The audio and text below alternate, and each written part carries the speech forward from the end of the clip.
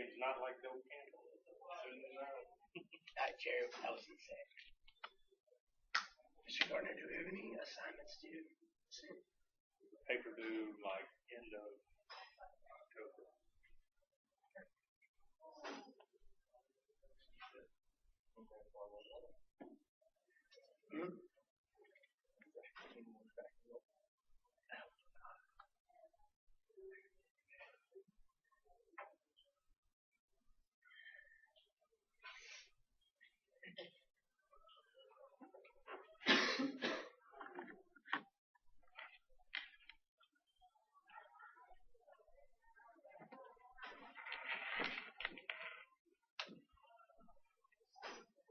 Sitting up front.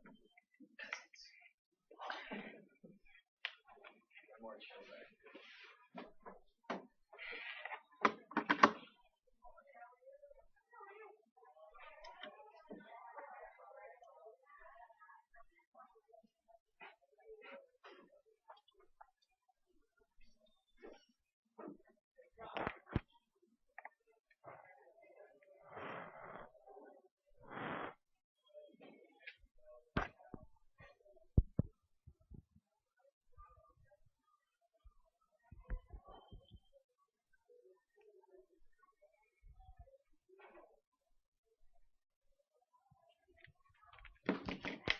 Don't drive out there. I did. Just drove with the KRV. That was a trip. The whole car ride there. 12 hours. 14. It's rough. Yeah, I rode in at 7 a.m. yesterday. It's rough. We had a squad that flew. We had like 12 people that flew. Have you seen the picture of all of us there? I ran into Apple and we all I forget the name of the place. Friday night there was a ton of people there. Oh. Concrete Cowboy. There's a lot of us. Avenue and Concrete Cowboy, like Eddie Salem, a lot of the older guys. I saw it. Yeah. I was there. Eddie and them dropped about all their life savings on a VIP there. They did a lot for team. SRRD. Shepherd my car down to security cloud zone. I was going to be a sort of good. Responsible. Yeah, like he was with us at we parked at the there was a restaurant like right when you got off of the Cowboy Tavern? no, right when you got off the interstate off of 35. It was like a big sports bar. Yeah. So if you spent $40 there, you could park it. That's worth it. Yeah, we spent like $150 to park there with the RV. That place is too expensive. Yeah. Can't live there. All my friends at SMU are like, yeah, like usually when we go out, we spend like, minimum $200. I was like, what? Yeah, it's real nice.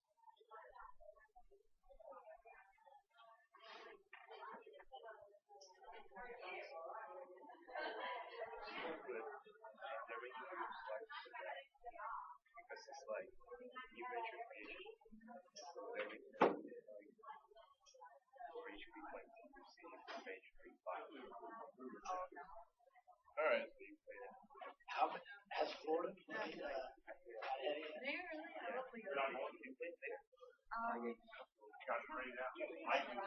I had to think terrible. What's going to be funny is if they need that win for the firewalls that we used to play. I got banned because of my dad. So, like, I left the game once, and then like a started, they kicked off, and then I think that was all that it was. So they banned me for a day. I was so Called the game pissed. Lightning.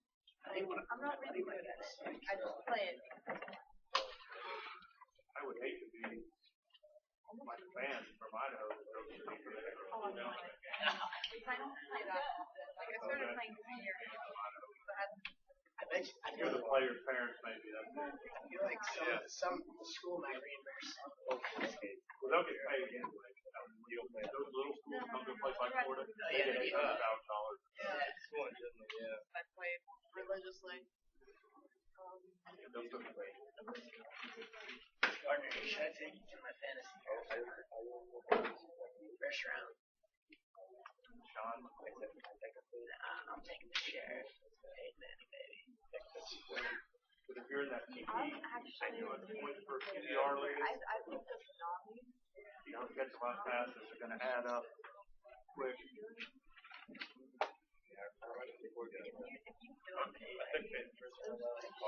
You can throw Peyton Rodriguez for Brady. That's the whole fantasy league about your boy guys in the 5th, 6th round. oh, I don't like her. In my fantasy leagues, I'm always on waivers. Yeah, I never somebody get gets hot. I never get this. I love her. A buddy of mine from Arkansas, there's usually Kelvin Benson on the draft. Pick him up.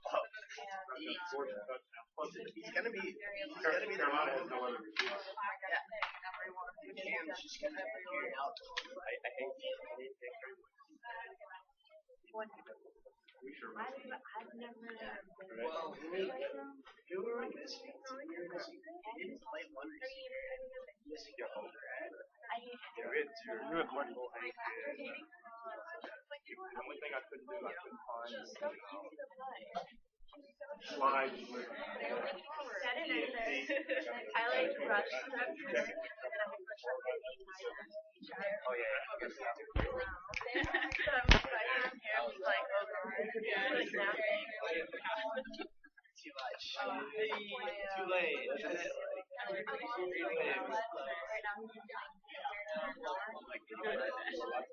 Yeah. Yeah, it was, but pretty much just you guys like some Tulane right in. I'm excited to like talk about the stars on the after, but apparently they only get the top receivers. So can you look in the mail? Yeah, that's right. Or the bell? Or the okay, everyone else got there. Right. We invited James Ricketts from Penn, and he was on Penn, and then like there was like Okay, I see. they did that for free. Okay, so So like especially for that they do. Yeah. And they said if we didn't hang out in time, we did. I also wish we all got to learn how to play. yeah, about 4 or 5 months. Yeah, look at the guys who are tough game. That's like No longer allowed to do it anyway. not paying for that. Wait, so you last year at Locker though? Yeah, like he charges summer like if you want that and then charges for like we didn't even have a dog today. I don't guess they just $50 for having a dog. We were like, we don't even have a dog. Yeah. Are you getting your money back? I don't know. I should have got more excited. I ended up sobering up in horrible. What they do, like 5 years? It's like our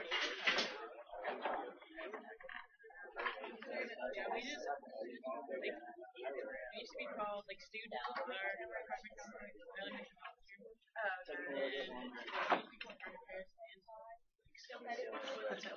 Yeah, like our last semester was so good because it was like president, so like they made sure everything was run good. Yeah, because that's again. Like anytime we want something fixed, like we've had like these holes like just run like right up there for like 2 to 3 months. Faster than fix it really fast. It's like so annoying when they come to ask like so. Yeah, and then it's like when we ask them to fix it, they're just like like clock, back closet. And they like the girls that work for them. Who's on the left? Very water. Like I was like, they do pretty much like feel advantage. I feel like they definitely also take advantage. Probably like shit. Yeah. Like your rain stop had like that rain bar in. You have a good weekend? Yeah, so like it keeps going up.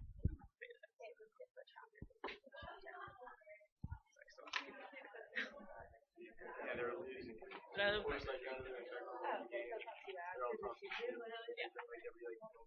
yeah. Plus they were getting on my phone, so it's like nice. Just walk to work. Especially because Yeah.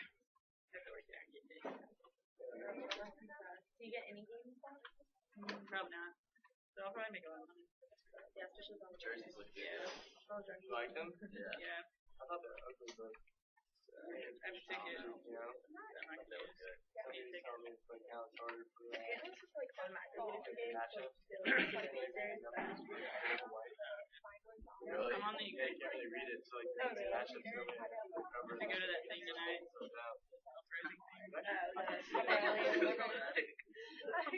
I'll be there. Wearing a true shirt. Shooting random stuff. Yeah, I did that all my sophomore year. I was in student government. After like a year of that. I'm in so much stuff. Like I'm a treasurer for I'm a marketing person for that, and then I'm in a bunch of other stuff that I'm not like tech for, but still like. And I work now. What? Yeah. And I have to go to class. I'm like, that's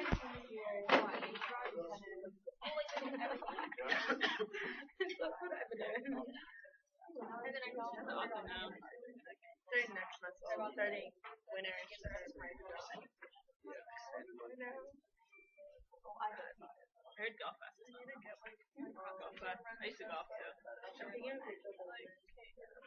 That and tennis. Those are both like. Really?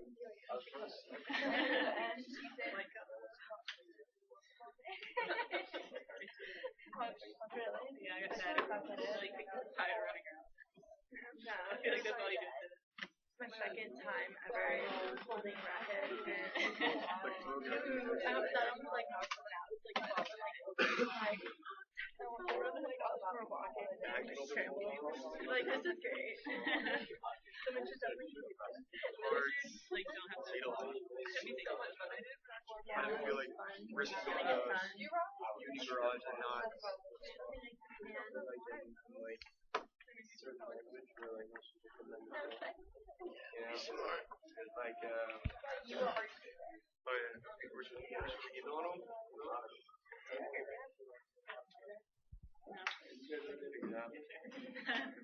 No. I didn't know he was using it. You want to tell me what it was?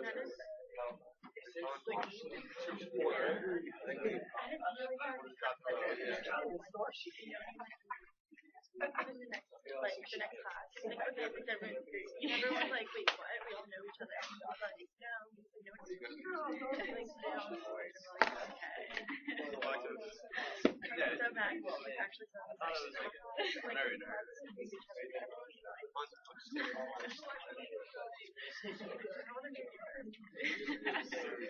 For project. I haven't had any classes where I feel like shot pass, except for like one, but man, there's a group project. Yeah, I'm not usually about that. Dude, still new words I want to I never can see that. So my class are hard. She's in their part. That's all. Get it together.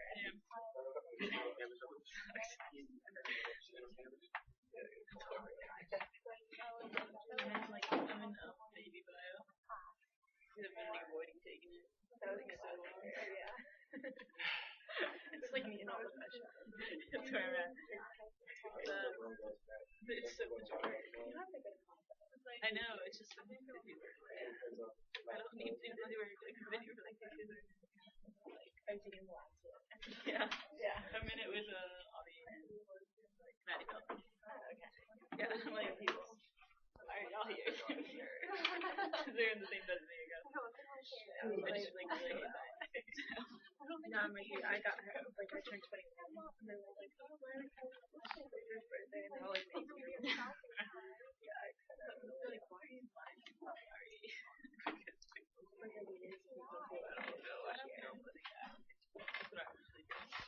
I'm at like really head right now. I'm not like allowed to be with my major. But yeah, are you an entrepreneur? Yeah, me too. I'm like, that's amazing. In entrepreneurship, you can't be like a head because you have to take. Like you can be, but you'd be taking like one class. So you're two and I'm like a semester. So Yeah. Yeah, I know, but you can't. That's what I'm saying. Like, I can't graduate early because I have to wait to take it back. All right, let's go get started. Who's here? Ashley Basin. Baston. Here. Vidego. Veggio. Villado. Burnett. Chu. Here. Cox.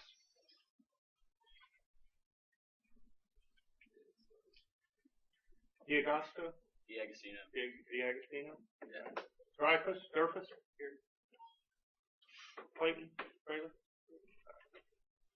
Nick Gardner. Here. Griffin Goldman. Inman. Here. Labola. Lozma.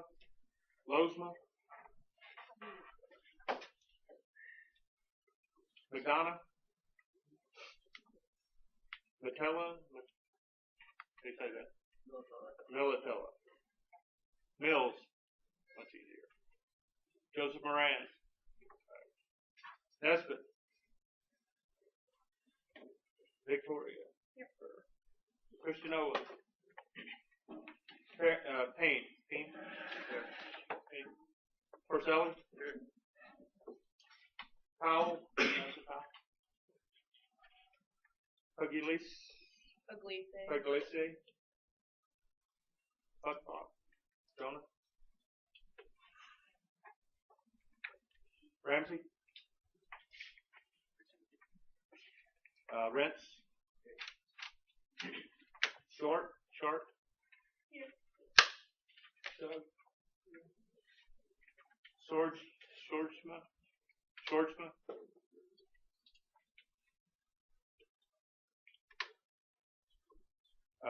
Anthony Chris Smith. Snodgrass. Ducat. Here. Henkel. Aaron. Thrallkill. Tiscani.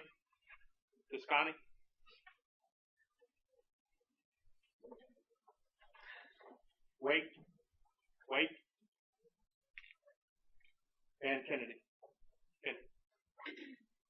Okay, I'm going to do the advantages of franchising today, but I want to tell you one story that I ran into out in Dallas this weekend. And I told the guy I was going to tell you about it in class, so it's a good story. And there's different ways that anytime when you're running your business, you're going to have problems. Things are going to happen that are not right.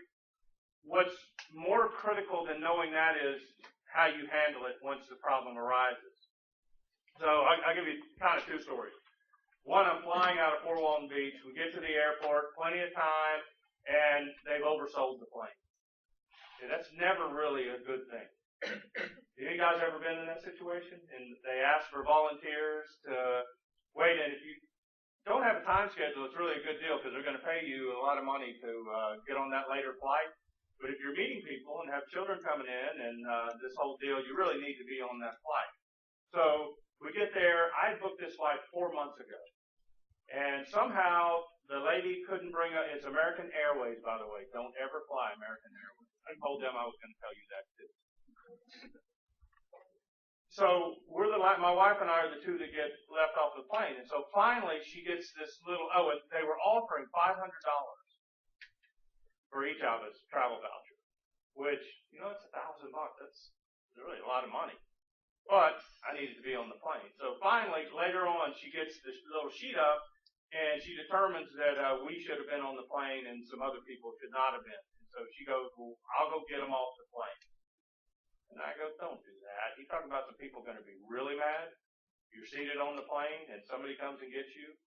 So I said, we'll take the $500. So then she comes back and calls whoever she has to call and said, well, technically, y'all didn't really volunteer during the volunteer period, so you're only getting $200. And at that point, I said, that is not acceptable. And that will not be acceptable.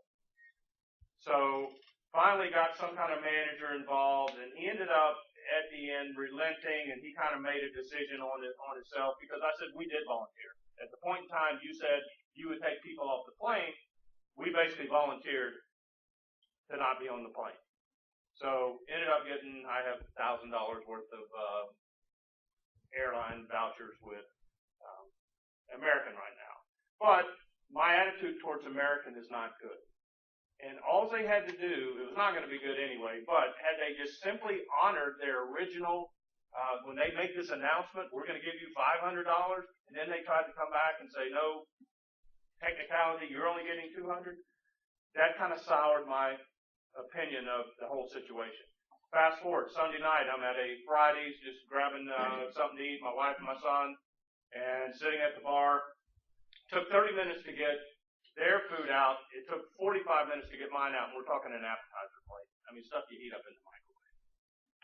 So then I bite into one of my cheese sticks, and it's hollow. No cheese. So I called the waitress over, and I said, I know times are tough, and you guys are really trying to cut back on food costs, but I think it's probably a little bit of a misleading to advertise cheese sticks that have no cheese in it. And so she goes and gets the manager, and all the time I'm thinking, my mind works like this. I'm thinking, you take the negotiation class, I'll teach you this. I'm thinking discount, right? Things not wrong. You need to make it right, and that translates into discount. So she goes and gets the manager, and I was so impressed with this young man. He was probably mid-30s, and he just came over and he goes, I've got a whole full plate of cheese sticks coming out, and because your food was so late getting here, I'm not gonna charge you for your appetizer at all. And so then I ended up talking to this guy for like 30 minutes, and I said, well, I bet this is a franchise location. He said, no, it's corporate. I said, really? And yet he got it. And so he said, this is my like 30th location, I think he said. He's the guy that they send to places to fix things. And because he just got it. Without me asking, he took a bad situation and turned it into a very positive. We were there probably for 2 hours, and my bill was $50. And he charged half price for my other 2 meals also. So the only thing he didn't discount was the beverage. Could have worked on that, but anyway, it was a great experience, and I walked away very happy. Now now think about this from the franchising context.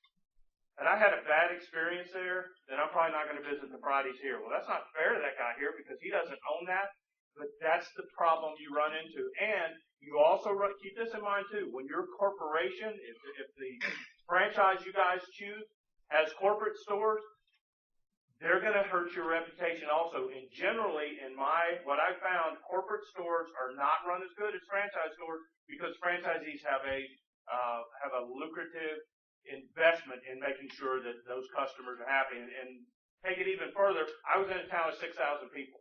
I could not afford to lose customers because once they said, I'm not going to do business with you anymore, I don't have an endless amount of customers.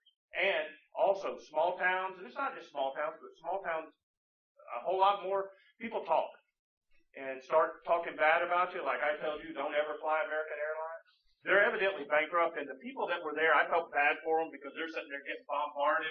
And the flight that we got on, we got the last 2 seats on it. It was oversold. The next flight out, so they were going to have to deal with this all over again. And I kept that in mind that I wasn't going to beat up these customer service people, but it's just you got to handle problems. And so one of the things I would tell you is make sure it's a part of having good people.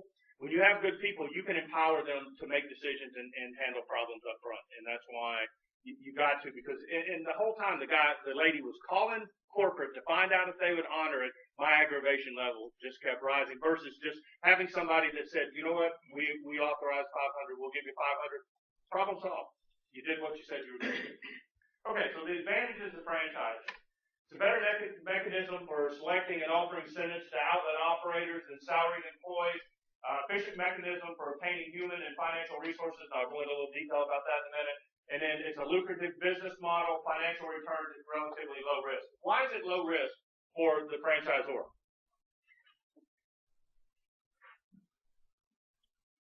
The franchisee takes all the risk. That's it. The franchisor is helping, but you get paid up front, $30,000, $40,000. You get part of their monthly sales. You get a percentage of that. But they're the ones that buying the land, building the building, making the lease, and operating the business. What happens if that business goes bad? What's your liability? Nothing. They're leasing that name and that operating concept from you. So if you're going to be the franchisor, it's relatively low risk for you. The risk is placed out on the franchisee. All right, so selecting and offering incentives to outlet employees, there's a term called adverse selection, and that is the tendency of people with lesser abilities to put themselves forward as candidates for jobs more often than the overall population. Do you think now, with the job market the way it is, that people are applying for jobs that they're not qualified for? Absolutely. When I was out at Flagler, we ran an ad for an instructor for economics, and in the ad it clearly says you need a master's of economics or better. We had somebody, a TCC student, apply for that job who had taken microeconomics. Because what's the best job out there? The one you don't have, and especially right now. You guys have probably done this. What's it hurt to fill out an application? Worst case, you may get a shot. So adverse selection, when you're going through this process as a franchisor hiring a franchisee, you better get the right people. That's your success depends upon that. It's expensive and time consuming for firms to find who actually has the needed skills and abilities. So once you hire that franchisee, then what about those other 40 people that I had to hire? Whose responsibility is that? Who hired all my people? I did. So how many people does a franchisor have to find? One. And then I'm responsible for running my business. Now, one of the things we'll get into a little deeper also in the course is multi-unit franchising versus individual. What's the advantage of individual having people only own one or two? I think I talked about it in chapter 1, like Chick-fil-A. You've got somebody in that store every day that has a financial interest. What happens if we offer multi-unit franchise? They're going to get big. You're going to have 10, 12 stores. And you're going to have, like the young man I ran into the other night, he was a manager in that store. So do you think he was incentivized as a franchisee should be? Probably not. I mean, he just happened to be a rare, exceptional employee. But if you got a franchisee in that situation, I guarantee you he would have handled it exactly like that young man did because his profit depends upon it. And the other thing about multi-unit franchising, it's less work on the franchisor. Once I find one person, then I don't have to go through this selection process to find more franchisees. I can just take one person I already know is good and let them build stores. I personally, if I were ever going to do a franchise, I would probably limit it to 3 or less, just simply because I would want somebody who's in that place every day that has a financial interest. Think about Outback and those places. How many of those stores can you run? One. You're a proprietor. And it's kind of along the same bit. It's really not a franchise. You're like a proprietor of the store, I think they call it. You don't own it, but you only get one store. And so they have one person in that store that's basically responsible and can make a lot of money. Outback, Carrabba's, Bonefish, that's that whole chain that they don't hire a manager. They give somebody a financial stake in that business. All right, so better incentives for operators. I told you I'd explain shirking, where a person does not put forth maximal effort because his or her compensation will be the same regardless of how hard she works. That manager is going to make $40,000 a year whether they do 100 customers or 400 customers. Doesn't change. So what should you then as a business owner, what do you think, what should you do? How do you get people to incentives? Okay, how could we incentivize our manager? Percentage of sales. Percentage of sales. Okay, one thing, be careful with basing stuff on sales. It's easy to sell. How do you sell something? Lower the price. Okay, now, how about a percentage of profits? Yeah, that's better. And my manager made 8% of my profits. Okay, and you know what I told her? I hope you make a lot of money. Okay, do the math. She gets 8, I get 92. I like that. And I also liked that she made a lot of money. I wanted her to make a lot of money because that meant I made more money. But she was not only tied into sales. Sales are only one component of business. And a lot of times sales are harder to control than actually cost because those costs, handing napkins out the ketchup out the window, throwing stuff away, overcooking, all those things are controllable. Sales sometimes aren't. You can market and do stuff, but you can control your expenses. So shirking is That's what the average employee does. Hourly employee. You're getting paid $10 an hour. And guys I ran into with the union, those guys are making $21, $22 an hour. It didn't matter if they unloaded 2 trucks or 6. And so a lot of those guys were not very hard workers because they were getting paid, and they had a slogan, it all pays the same. And they just methodically went about their business, and they were not in a big hurry.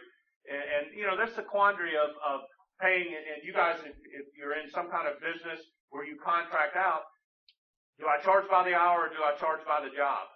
Well, what happens if you guys hire somebody and you pay them by the hour? What might they do? Drag it out so you pay more hours. But what about paying by the job? Well, they might knock it out in a short period of time and not do the quality just to get on to the next job. So there's no right answer to that. You just got to figure out that balance. Okay, franchisee shirks, the franchise sales and profits fall. If me, as the owner of that business, if I don't put forth maximum effort, it comes directly out of my pocket. Franchisees have a stronger incentive to innovate than salaried employees. I told you, not Big Mac or the Egg McMuffin, but the fish sandwich, where the franchisee who was in Ohio and a big Catholic area and they didn't eat meat on Friday, his sales were dropping, so he came up with the fish sandwich. And I told you about Hardee's also, the fact that they invented breakfast in fast food in an area because they were already paying all this overhead, had the building sitting there. And what do you guys think about Outback's a great example? Are they serving lunch now? Some, but for years they didn't serve lunch. You know why they didn't serve lunch? Why would you not? I mean, why? It wasn't cost efficient. It's hard to think they couldn't make money with their brand name. The guys that started Outback just were restaurant guys, and they said they didn't like the transition from lunch to dinner. They said if you focus on one thing, you can do it better. Now, the fact that they're selling lunch now, I think they've relented a little bit, and I think they've gone to see that we can add more. And same thing, Subway now does breakfast. And I don't know how much they do, but it's kind of that same concept. I'm paying for the building. I'm paying insurance. I'm paying franchise costs, all of that. So why not go ahead and add that extra segment and try to maximize my revenue out of that? You should be able to do it profitably. Franchisees have an incentive to set a high pace for work among their employees. I didn't let people slack off. I couldn't. People are sitting there not working, then I either needed to send them home or start cleaning or start doing a pre-clean or start prepping or something. But if you're in that place and you've got people just standing around, they're taking money out of your pocket not working. And that's the incentive. And one of the things that I got really heavily involved in was our I guess, and I see it here too. You guys walk in a restaurant like at worst time in the world is like 5 o'clock. You got 6 or 7 waiters or waitresses standing there, and there's probably 2 customers in the place. And it starts getting busy by 6, but one of the things I would do in that situation is stagger and bring some people in later. But I see it all the time. And the other challenge, though, is it's hard to find people to work for 2 and 3 hour shifts, which you need. Fast food, I was busy from 7 to probably 9 or 9:30, but from 9:30 to 11, people have already had breakfast. It's too early for lunch. So you got that dead period. 11 to 2, you're like wrapped up, and then 2 to 5, once again, you have very little business. So I needed people to come in and work 11 to 2. Well, is that an attractive shift for people to drive and spend gas and drive into work 3 hours? So how did I combat that? Well, I let some people actually work overtime. Even though it cost me more money, that was more valuable than bringing in somebody for 8 hours. So overtime's you want to control that cost, but sometimes that can be an incentive for your people to make a little extra money and get you that coverage that you need. Franchisees have an incentive to keep materials and labor costs down. I think I've told you that over the catch-up. Don't mind you. We'll give you anything you want, but ask them how many they want. Don't just throw product out the window when people don't need it. And that's the other thing we run into. What do you guys think about, like, at the end of the night, if you have food left over, should you give it to employees? Why not? Because people just slack off, and like I worked at a restaurant in the summer. If there's a missed order, they would just throw it out because they didn't want us purposely putting in wrong orders. That's it. If people know that they're going to get the food at the end of the shift, they will purposely cook extra food and have it sitting around, and that's their dinner when they leave that night. So it's hard for average person to understand that you're going to throw away this food. And we took a lot. There was a homeless shelter in our town, and so we took a lot of stuff to the shelter. But we absolutely did not give food to employees because it incentivizes, once again, incentivizes people who don't have a financial stake in that business to waste money and waste your money. All right, so selecting and offering incentives to outlet operators is a better incentive for operators. In one study, the average sales for franchise restaurants was 82% higher than in non-franchise. Why do you think sales in franchise restaurants would be higher? It's because they're usually like fast food restaurants. More people come through, I guess. But what's the difference? There's McDonald's owns company stores too, and they have franchise stores. Why do you think franchise stores would do more sales? Just in theory. The people who pay for the franchises have the best locations. Well, but who has more incentive to run that store better? That $40,000 manager or that owner that is in debt, paying off debt, and gets every penny of profit that comes out of it? The owner. So that's the whole purpose of the franchise. You have somebody in there that has a financial stake. So sales generally in franchise stores are higher just simply because there's more incentive for it to be better. Can you guys, and just think about customer service. When you guys go into a big store, and Walmart is not a good example because they're horrible, but is there any kind of incentive or Walmart, is their customer service any good at all? Not really. What about, can you tell when you go into like a mom and pop store when there's an owner there? You should be able to see those people. If they're doing it right, those people should be going out of their way to make sure that you have a nice experience because it's money straight out of their pocket. In another study, shift managers in company outlets made 9% more than shift managers in franchise outlets. Why do you think companies pay more than franchisees? What have we just been talking about? Yeah. What happens when I pay that person more? Where's that money come from? My pocket. So generally company stores pay more. The advantage of the franchise store though is we are a lot more flexible. I was as a franchisee. You worked for the company store because you had a manager in there. There were very rigid standards that had to be adhered to. Me, I loaned people money. I got their kids out of jail. Went and picked them up when they couldn't find a ride because I was incentivized to have those people in there.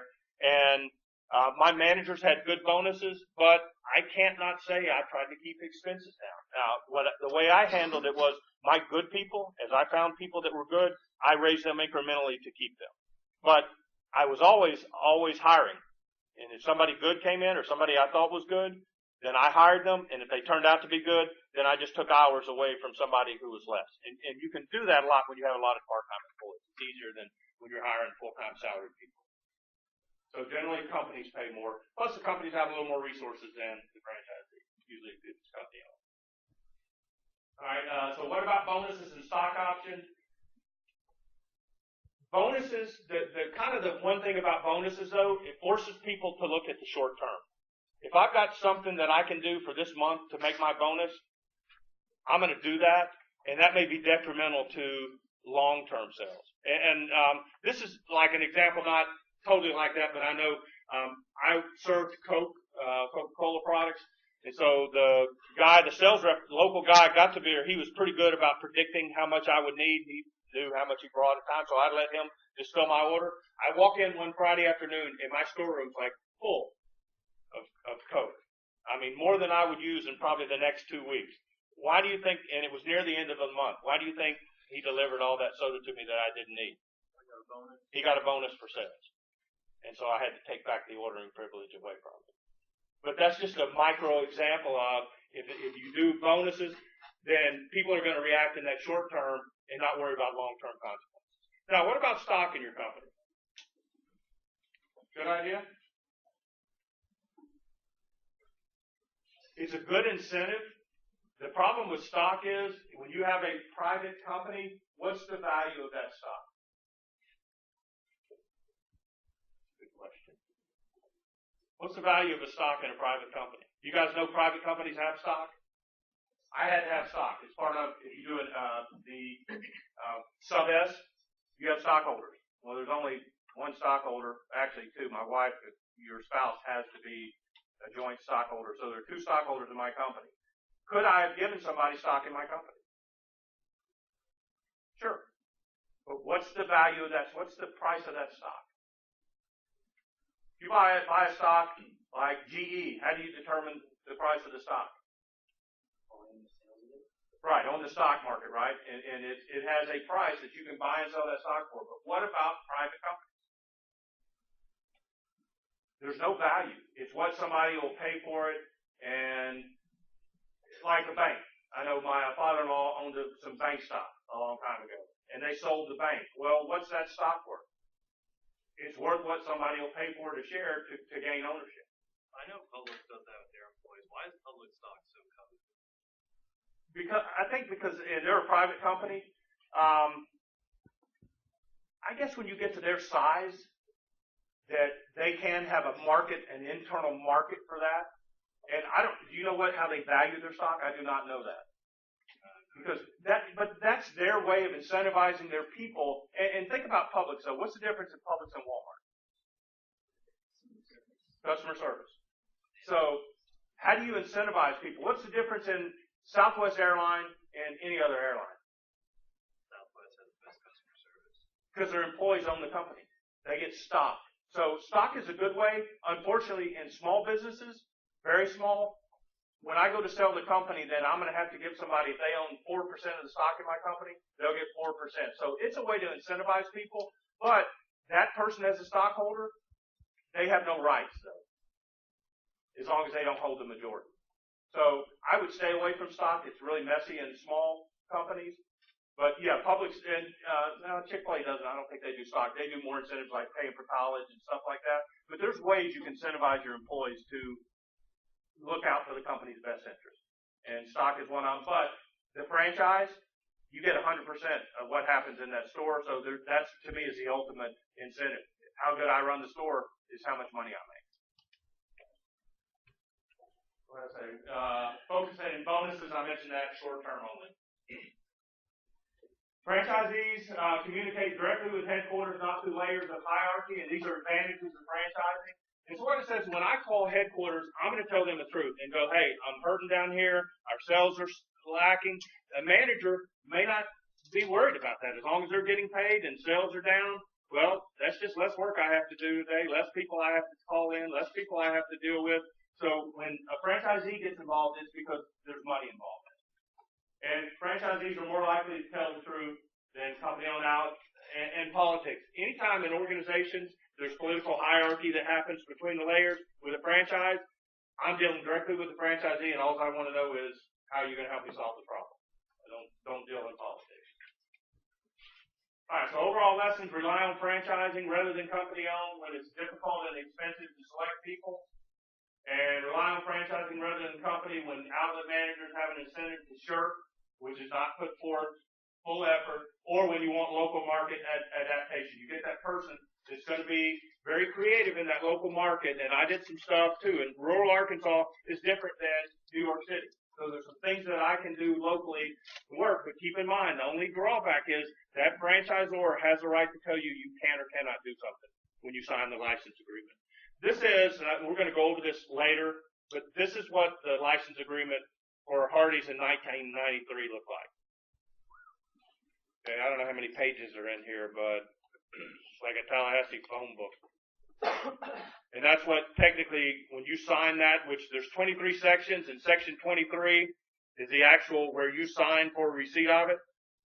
And so when you sign section 23, that says I'm responsible for everything that's in section 1 through 22. And that's kind of that contract that you sign with them. Like as little as I had to stay open until 10 o'clock at night. Didn't want to. No business in a small town late at night. But that license agreement says you will open by 6 in the morning and you will not close before 10 o'clock at night. No options. I would love to be closed on Sunday. Can't do it. Sign the license agreement. Why does, and I don't know if I've already mentioned it, but why do you think Chick-fil-A doesn't go public? You know what going public means? They can sell stock. You think they could raise money selling stock, Chick-fil-A? It would be one of the biggest IPOs, initial public offerings. in history. Why they don't go public. What's the first thing the stockholders are going to make them do? Open on Sunday. Because as a stockholder, they're going to be looking at, we're missing 16% potential revenue that we could have if we opened on Sunday. And the family, being private, same thing. Could Publix go public? Sure. Probably raise a lot of money. But they keep it private for control. And that's the same thing with the franchise. When you franchise with franchisees, you're growing your business, but there's still that mechanism of control called this license agreement that I can make people adhere to the standards. This is in contrast. This is the Chick-fil-A. I told you I went through the process with them also. This is the difference in the two books, which I don't know the significance of that, but Chick-fil-A's a lot less paper involved. And there's also a lot less, I can tell you this, one of the sections in there is any lawsuit that gets filed against the company, you have to have in here. Chick-fil-A had one lawsuit. Hardee's had probably 20. And most other companies, Chick-fil-A, because they're so good to work for that their operators don't sue them very often. And it was a really bogus lawsuit, and it ended up settling in Chick-fil-A's favor. All right, so obtaining resources for rapid growth.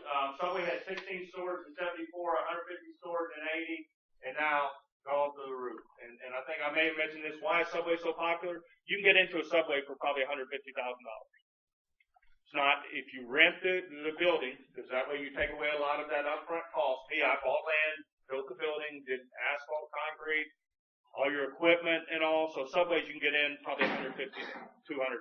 $150,000 to $200,000. But why is it so cheap? You think you can make as much at Subway as you can at McDonald's, Burgers, Wendy's, or whatever? You can't run that much food through there. How many sandwiches could Subway do in an hour, you think?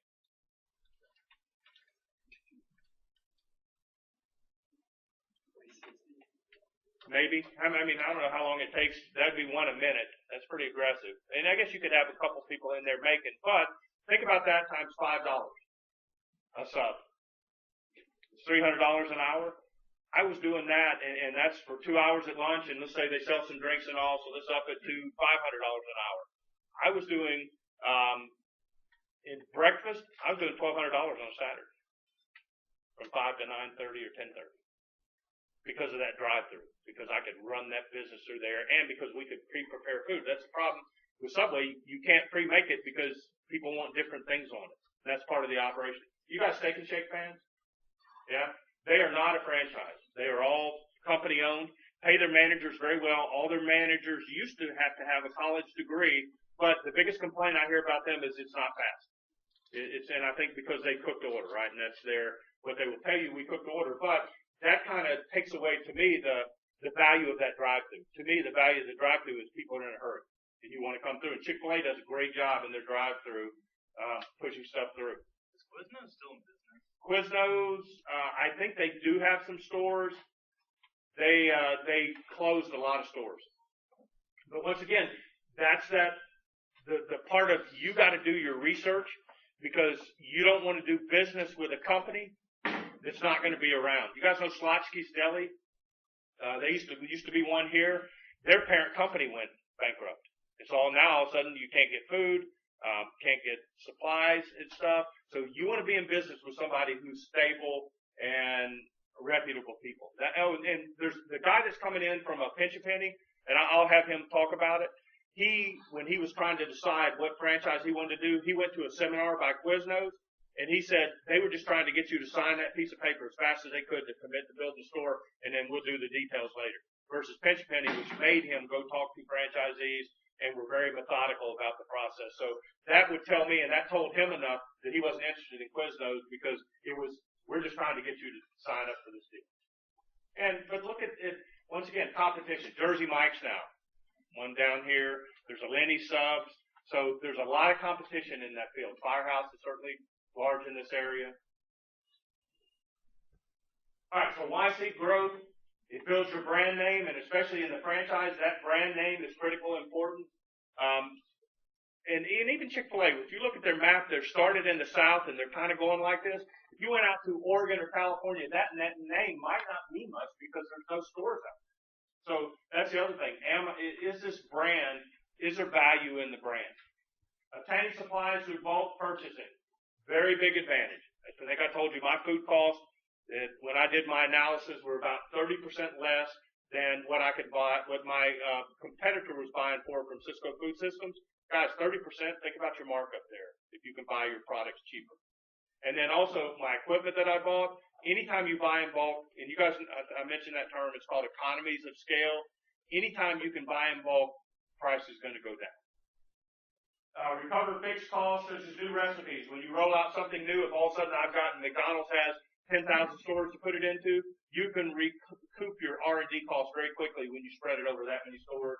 And you fill good locations before the competition does. And one of the things it doesn't mention here, and I don't know if it mentions it in this section or not, is advertising. Because now I have 2,000 or 3,000 people with McDonald's paying, and I'll get you the figure later on how much McDonald's spends per day. I Googled that last, and I think I do it in another chapter. It's enormous how much they spend, but it doesn't cost each individual that much because they have 10,000 franchisees, and if they all put in 2% of sales or something, that's a huge amount of money to spend on advertising, and that's why they are huge in national advertising. Capital acquisition. Franchisees pay a franchise fee and a royalty, and once again, my example I gave you, what it would take to set up a restaurant on your own, as far as getting plans, equipment, food, recipes, everything involved, a franchise fee to me was well worth it. Franchisees pay startup costs such as setting up a store and buying inventory, and the franchisor doesn't take on a lot of debt. So once again, my guy, the example I gave you, the guy with pods, he was at the crossroads. I got to either franchise and let other people do this and get paid royalty, or if I'm going to go open a bunch of stores. Why do you think it was critical that with something like pods that he go full scale in a short period of time? Somebody to steal the idea. Okay, because that's a very easy concept. We talked about that, maybe barriers to entry. But also, part of his business model now is moving. So if I don't have a pods in that area, then it takes away somebody renting one of my pods, because if you guys ever move, if you call a moving van and they move for you, it's very, very expensive. I've never used a moving van except when the company paid for me. Anytime I move, I get trailer and U-Haul and do it myself because it's very, very expensive. But with pods now, they'll drop off that pod, you fill it up, they'll take it to your home, and then if it takes you a day, 2 or 3 days to unload it, you got that flexibility. So that business wouldn't work, though, unless they have critical mass, which is you got to have a bunch of locations. So he either had to raise a bunch of money and go it on his own company, or start franchising and find people in each town to do it. And so he chose the franchise route. But you're making money using other people's money. Passive investors often view young firms as too risky. And you guys know what the term passive investor means? What would be an active investor? Makes decisions. Somebody's involved in the business. So what would a passive investor be? They put on the money. Yeah. And so we're going to explain the advantages and disadvantages. You guys heard of Prime Meridian Bank here? No? They're a small community bank. They just started about 5 or 6 years ago. I know some of the principals in it. I'm a passive investor. I bought some stock in that bank. Do I influence anything that happens in that bank? I don't work there. I do have a deposit account there, so I guess I help a little bit. But for the most part, I'm at their mercy to make that business work. And once again, I know what I paid for the stock, but if I went to sell it, if I said, guys, I need my money out, it's only worth what somebody will pay me for it. And I have no idea what that value is right now. So that's the problem with being a passive investor in a small firm. You're kind of at the mercy of, if somebody wants that stock, if there's no market for it, there's really no value to it. All right, so information asymmetry. Passive investors have less information about the entrepreneur's abilities than ethics does the entrepreneur. And what that's saying is that person that's actually running the business knows more about what's going on than I do. As a passive investor, you have to have a lot of trust to be a passive investor if you're going to turn your money over to somebody else to grow. But that's what some franchisees you can take money in and get investors and go run actually an organization. And a lot of like athletes do this. I know Karl Malone, and I think he was Hardee's out in Salt Lake City. He had made a ton of money, so he bought a bunch of Hardys. Do you think he was running those day to day? The guy's a basketball player. Well, how did he do it then? He hired somebody to run it. Peyton Manning owns some Papa John's franchise. He does the commercials for them. He's got somebody running that, and if you get 20 or 30, he can afford to pay somebody $100,000, somebody very strong to look after that. Shaq also does that. Shaq has the Five Guys and 24-hour fitness. Okay. He almost went broke, and then his financial manager called him and told him, don't change your spending habits, you're gonna be broke. That's when he started investing. There's a lot of people that make a lot of money that go broke, and it's not about what you make. And this is Personal Finance 101, which I taught that before, and I love that class. It's not about what you make; it's about what you spend. There's a lot of people that live on a salary and all that end up saving a lot of money. It's because they don't expend extravagantly. But I would just say, be careful about being a passive investor, because those people are going to know more than you. Do you know? Are they honest people? Do they know what they're doing? Moral hazard, risk that the entrepreneur will act in ways that harm the passive investor without the investor realizing it. Are those people running that business on a day-to-day basis in a way that I approve of? And then franchisees must have much more information about a business and face less risk than do passive investors. So, guys, some firms will not allow passive investors to own a franchise. Firehouse is a good example. What Firehouse says is if like 5 of you get together and you're going to do like 10 franchises at Firehouse, one of you has to be involved in the day-to-day business. They're not going to let 5 people get together, raise a bunch of money, and hire somebody who does not have a stake in the business. So they're saying we want at least one person active in the day-to-day business. No, I think it makes sense too, because passive, to me, you really don't have, and it happens a lot with people. If you're not involved in that in the day-to-day business, they can steal you blind if they want to. There was a good 30 on 30. I don't know if you guys remember Marcus Dupree. It was on. He was a running back out of Mississippi. He went to Oklahoma, but he ended up getting hurt, and he ended up playing in the World Football League. Had a $5 million contract, and his advisor basically stole all the money from him because he was passive. He trusted this person to invest his money. He said, no, he's going to invest it for me. Guy's broke. Got nothing back. So be careful about passive investing. What's that? He drives trucks now. Yeah, he drives a truck now. I mean, think about it. You guys made $5 million in your life, and this is back in the 80s. You should be set for life. But look at Mike Tyson. He's still making, like, awful acting movies. You know how much money he made boxing in his life? Millions.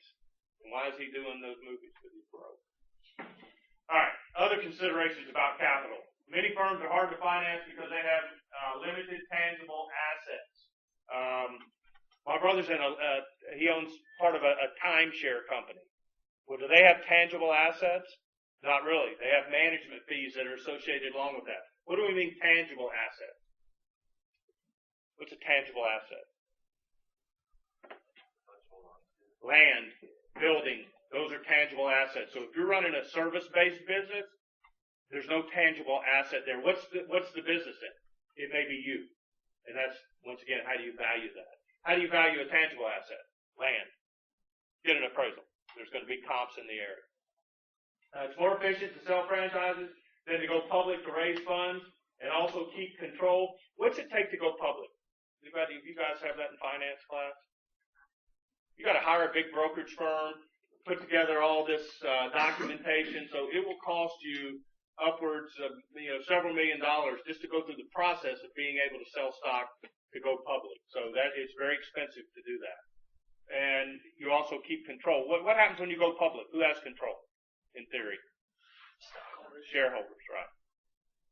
You lose control when using venture capital. 91% of franchisors choose to franchise at least in part because it allows them to maintain control. And you guys have had Dever, most of you guys. What's he say about venture capital? Is he a fan or not? No, he's not a fan of venture capital. With venture capital, and you got to be really big anyway for these companies to pour in venture capital, but there's a clause in there that says, number one, you're paying them a very high interest rate. Why? Because they're assuming a lot of risk. But number two, there's these clauses in there that say if you don't meet certain performance standards, they're going to step in and take over your business. So you don't want to do venture capital especially if you want to keep control of your business, because they're not going to lose money. That's the whole purpose. They're in to make money. So their return is great, and there's going to be triggers in there that if you don't meet certain standards, they're going to step in and help you. All right, human resource acquisition, and this is kind of, to me, one of the hard parts. Establishing and operating outlets is time consuming.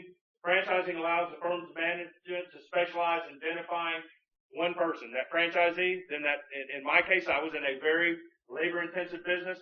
I had to hire a bunch more people, but all that was on me. The company didn't have to do anything. And franchisees have the responsibility of hiring and supervising employees, which is the hardest part.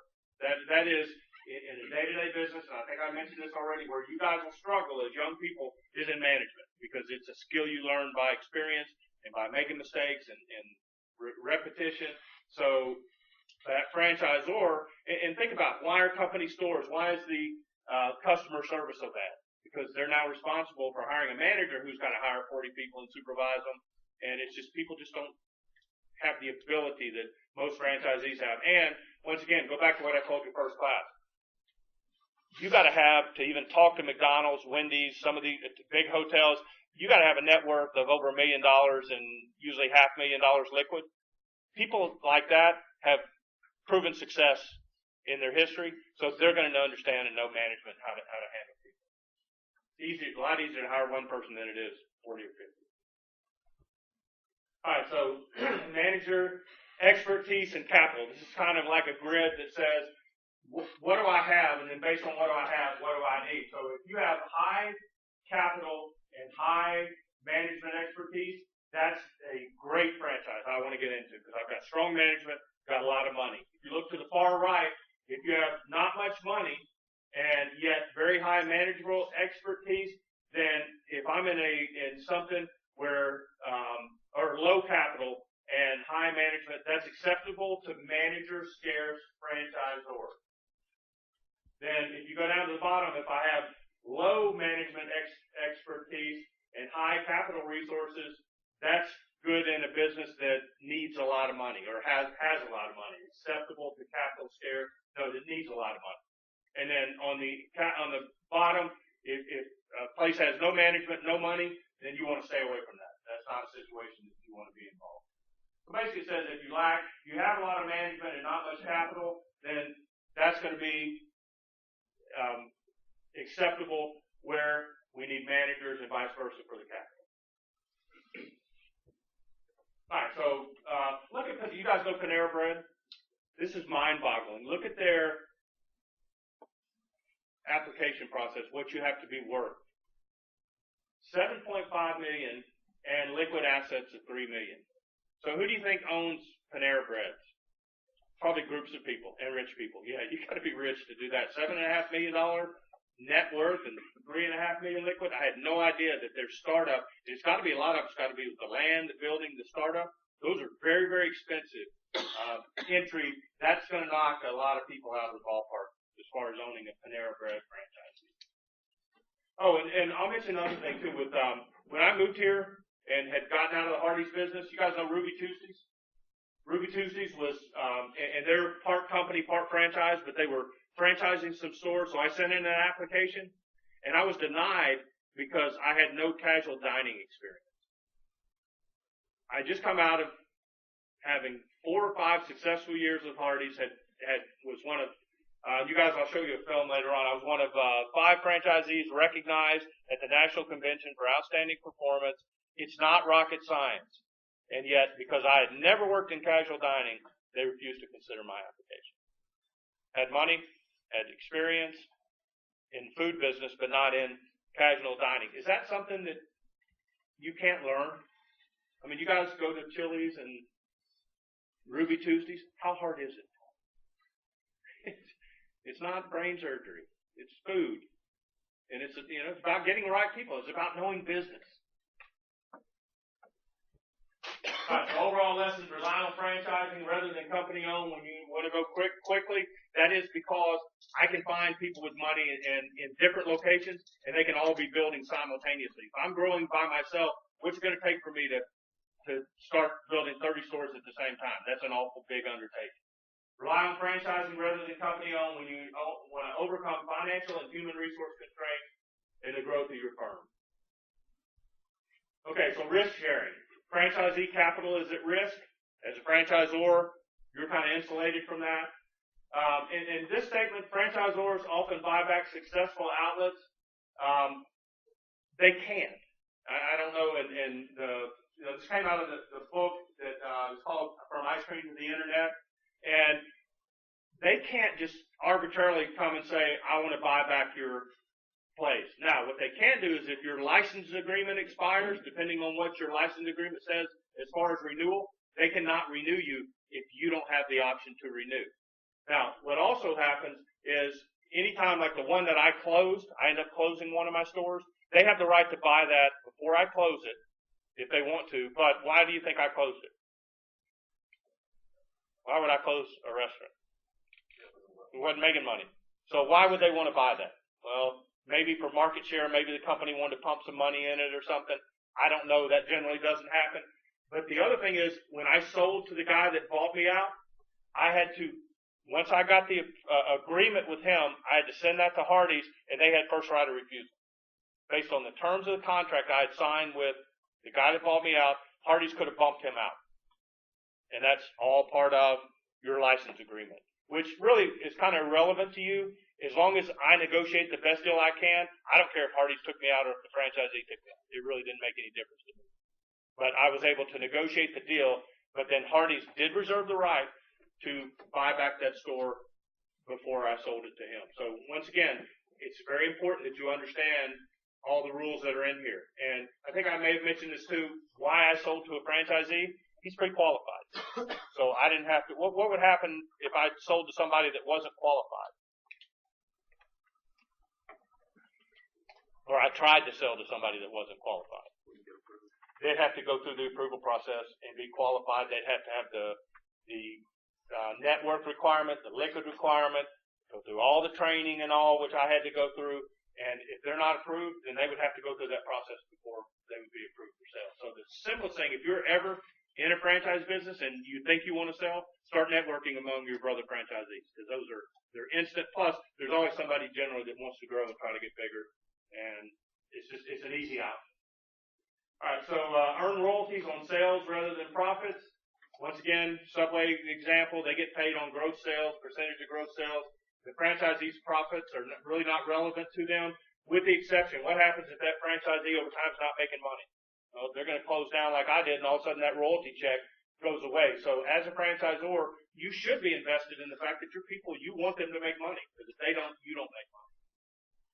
Geographic expansion provides diversification, and that goes back to also getting people who are familiar with those areas. You want somebody from the Northwest to own those stores out there, and it just helps with geographic knowledge. And then limits legal liability and insurance costs. One of the things that I got sued 4 times, and that's the other thing I would tell you guys. You open your own business, there's a perception, whether it's true or not, that you have money. In my case, I was in debt most of the time before I sold. But I got sued 4 times. 2 slip and falls, one neighbor that owned a hotel next to me for water damage off my property that was ridiculous, but it was because they can.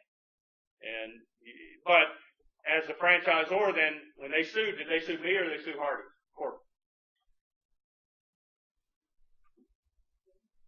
Most people try to sue both, but when you sign that license agreement, you basically indemnify Hardee's. What does that mean?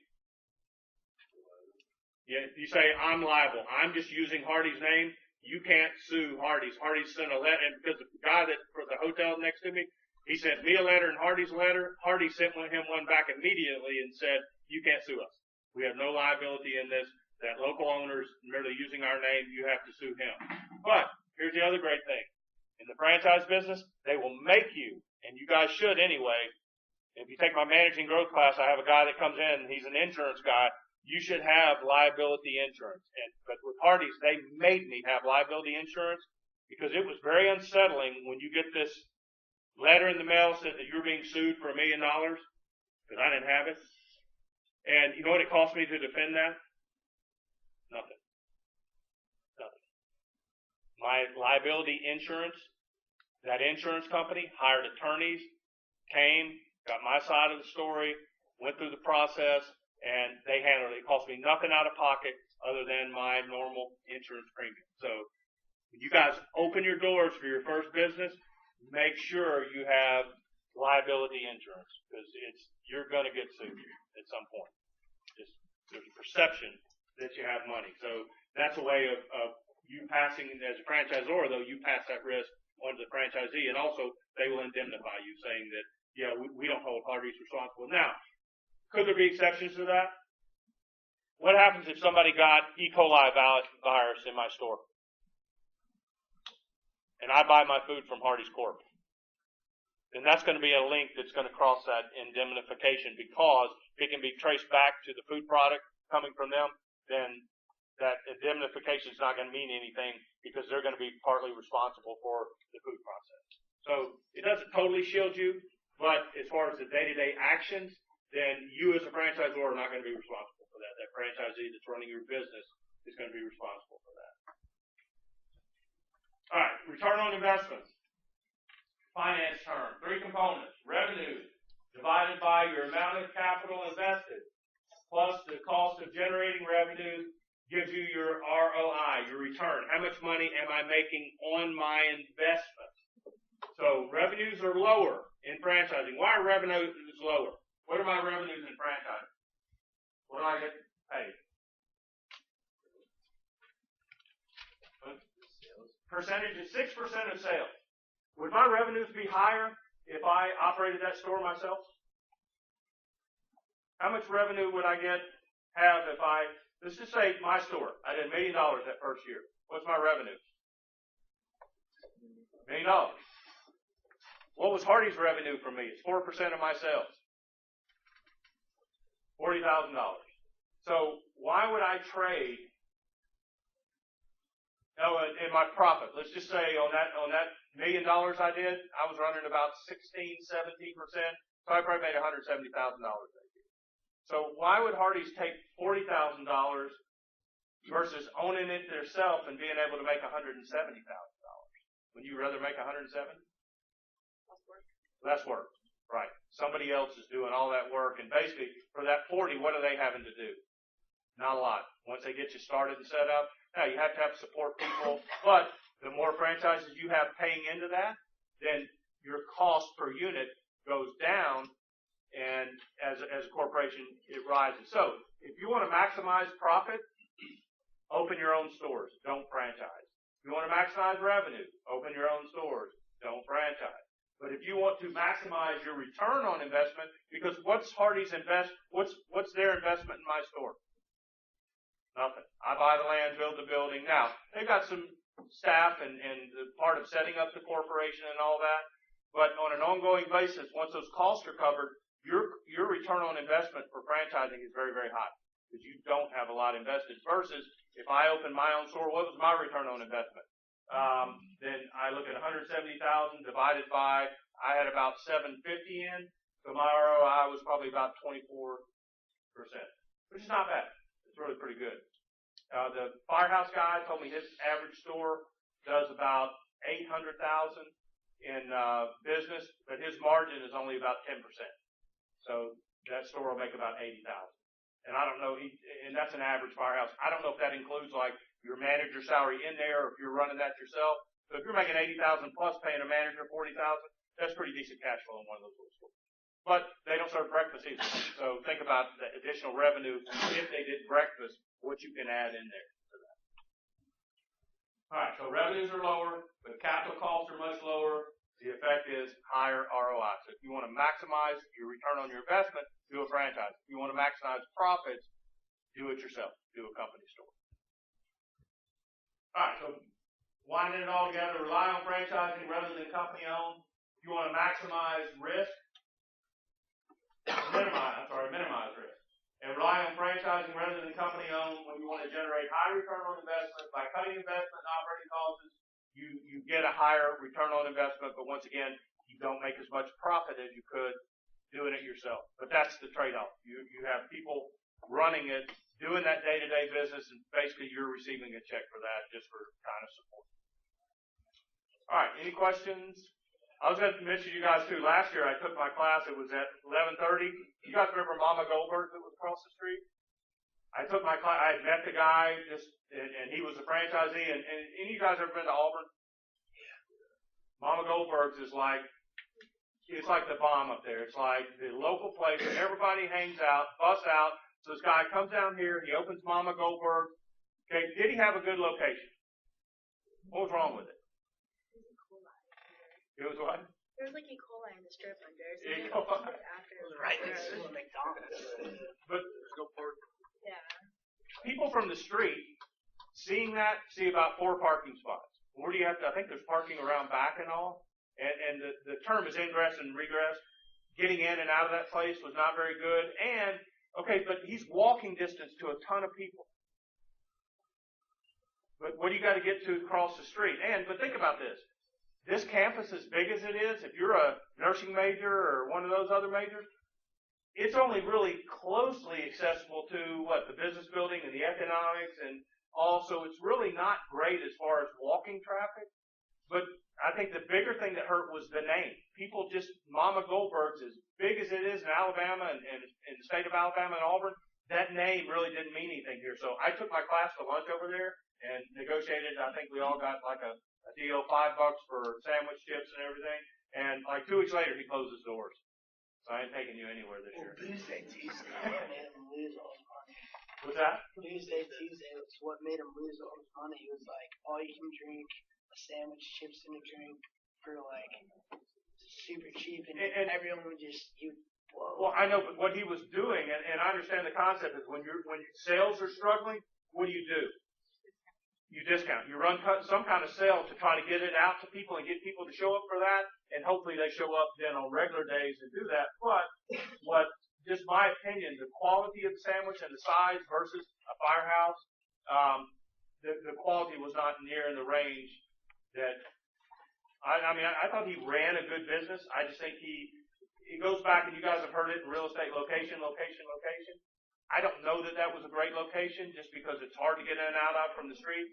But also, I'm just not so sure that name here in Tallahassee really meant it. Mama Goldberg. But if you've been to Auburn, ask somebody. If you guys got friends that go to Auburn, ask them. Every morning at 40, everyone's there. But, okay, keep in mind though, just because that's in one location doesn't mean that's going to translate into the other. One more thing before I let you go. Remember, you guys know the building that's down there by the stadium?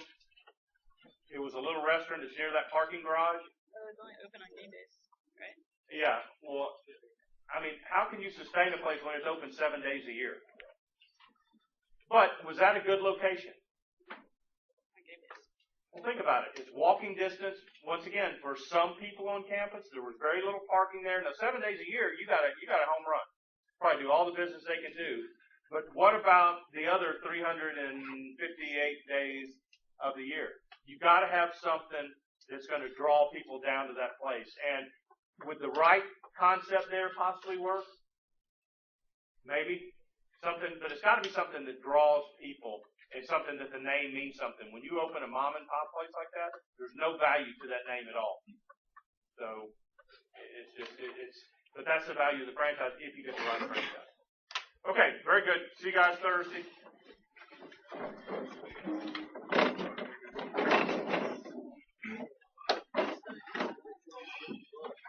Hey, Mr. Garner. I came in a few minutes late. You got me? Thank you. What's your name? Lawson. I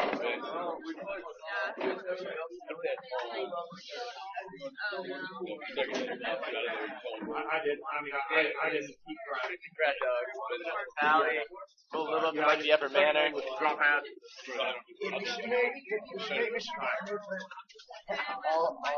take his nicknames next year. 945. DJ.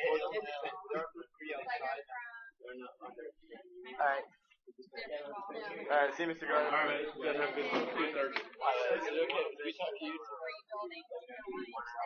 Yeah, send me the email. And if you don't have 5, then we'll send you the name of the order and I'll put it. Okay, so if you get 5, that's fine.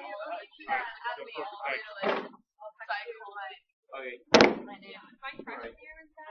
Last year, I had like 4 classes. What? Jumping? I see you tomorrow. You're in the other class? Okay. Alright. Right. there, and then I can have alright, so I'm going to subscribe to Wi-Fi for like my apartment, so this is the one. Hold on, I'm gonna give it start really fast. Hi, I'm Grace. I was absent the first 2 days of class because I was sick. Okay, I didn't. have a doctor's note. Okay, All right, I read didn't. it. Nah. And then I'm also registered with the SDRC. I haven't looked at like your tested quizzes or anything like that yet. There's like 3 exams. Okay, just so like you have it and you're like aware of what they. All right, and they should send me something too. I work. Yeah. So yeah, they'll send me something. Okay. And I'll fill it out, whatever I need to do. Yep. Thank you. No problem. Yep. Just make sure you get notes from somebody from first day class. Okay. Thank you.